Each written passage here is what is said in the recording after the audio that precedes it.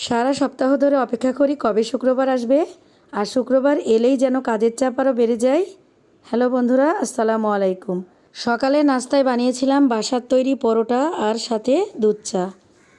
আপনারা তো জানেন চা আমার ভীষণ পছন্দ। এই তো সকালের নাস্তাটা সেরেই আমি দুপুরে রান্নার জন্য চলে আসলাম। গরুর মাংস রান্না করতে কী কী মশলা ব্যবহার করতে হয় সেটা তো আপনারা সবাই জানেন। এই জন্য আমি আর মশলাটা না দেখিয়ে সরাসরি কষানোর থেকেই শুরু করলাম ভিডিওটি।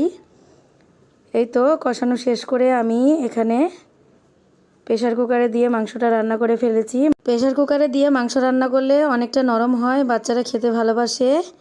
আর এই তো এখানে আমি একটা স্পেশাল তরকারি আজকে রান্না করেছি। এটা আমাদের উত্তরাঞ্চলে অনেক বিখ্যাত, মাসকালাইয়ের ডালের বড়ি। আমি এই অসময়ে কিছু ডালের বড়ি রেখে দিয়েছিলাম, সেটাই আজকে বেগুন দিয়ে রান্না করেছি। এই তো আমি বড়িটাকে ভেজে নিয়ে বেগুন কষিয়ে তারপর বড়িগুলো দিয়ে দিয়েছি। আজকে এই পর্যন্তই, সবাই ভালো থাকবেন, আল্লাহ হাফেজ।